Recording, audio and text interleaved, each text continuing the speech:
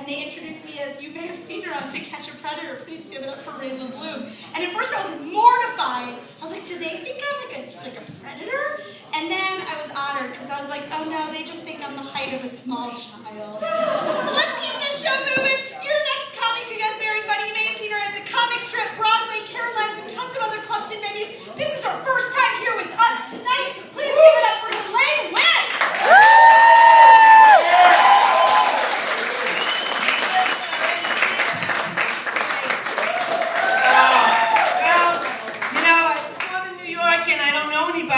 But in New Jersey, I know a lot of people.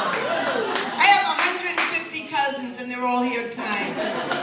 I'm not kidding. And I have a few friends, and they're here tonight, so thank you. I know what you're thinking, those who don't know me. Is that the love child of Barbra Streisand and Barry Manilow? I'm not. But they are rich, and they are famous, and they can do whatever they want to any part of their body. I'll wait for laugh stuff. And all I can do is look in the mirror and make jokes for my comedy routine. So my latest one is, I had bags under my eyes. That wasn't so bad, but then I got bags under the bags recently. So I figure, you know, during hurricane, like, what was that called, Hurricane Sally or Shirley? Yeah. Well, you know, if they had these bags in the Rockaways, the F train would be riding today. And I know you're from New Jersey, so I'll translate. The F train is like that other person said. It's a train that goes to the Rockaways and the Queens. Some of you are from New York. That reminds me. How many of you are from New York? Anybody originally from New York? Will you admit it? Yeah. Well, let me tell those of you from New Jersey something you might not know. Did you know that Montclair was a Native American word? That means get me the hell out of the city quick. So I'm from the city, and you drive over that bridge back to New York, and you see that sign over the bridge that says, Guido eats it, welcome to New York. You feel right at home. Because New York's very tough. Honey laughs at every joke that everybody said. I love it. I bring her with me everywhere I go. She laughs at it. So, New York is a very tough city. And, like, the smokestacks have bronchitis in New York.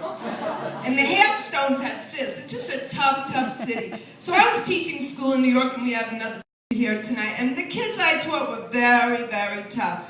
So, like, to give you an idea, these kids don't chew their pencils. They swallow their erasers. You heard of carving your sweetheart's name in your desk before they were Formica, when they were wood? Anybody? Yeah. Well, these kids carved their sweetheart's name in their sweetheart. This is how you have to teach them how to read. Run, Spot, run. Dick's got a gun. Spot is a pit bull. Run, Spot, run. And those were the 10th graders. I would change the book. I'm going to try it now, but I would change the book to, you gotta run, teacher, you gotta run. That's a pit bull and a gun, you gotta run. I would change that a little. But something happened when I was teaching. There was a theme throughout my career that was everything's a teachable moment. So they don't give you supplies in New York, so I would bring in for measurement. I was teaching measurement. I brought in my bathroom scale, my Weight Watcher scale, and my cocaine scale. I know, I shouldn't have a kid. I was only kidding. I never went to Weight Watchers. Then these two kids are having a fight. Here's another dilemma. Like I said, everything's a teachable moment. But they don't want you to break up fights. The union says if you break up a fight, we won't help you, you know, if you get hurt. But try looking at your name on the front of the Daily News. $90,000 a year, and she stood there and she didn't break it up. That's not that funny. But, you know, it's a dilemma. So I break up this fight, and Jose goes, he choked me terrible! I said, stop. You're using your adverbs incorrectly. He choked you terribly. So I'm getting older, and like I said, I'm getting older. I'll go back to that again. And I have good news for those of you who've seen my routine before and know me very well. I have a new, exciting thing that happened. I'm losing my hair up here. I'm being intimate with the strangers, if you don't mind. I'm losing my hair, a little hair, but I found out where it went to. I found out where my hair went to. It's on my uncles.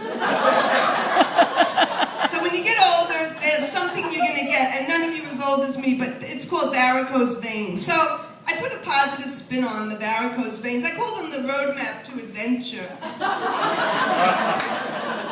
This road takes you to the Death Valley, and this is the road to nowhere. But this one takes you to the Sterling Forest. So let me translate for you young ladies in the audience that do the Brazilian. Sterling is an analogy for gray, old, white, you know. So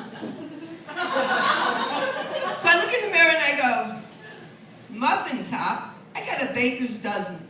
Hourglass figure, about a week and a half. So those are my, oh, I have this one. This is recent. So I was hurt a few months ago, and when I was teaching, we used to have birthday parties for all the kids, and they'd say, you know, we'd sing, are you 1, are you 2, are you 3? But after I got hurt, and I'm getting older, everything's like this. Is it lumbar 1, L2, L3?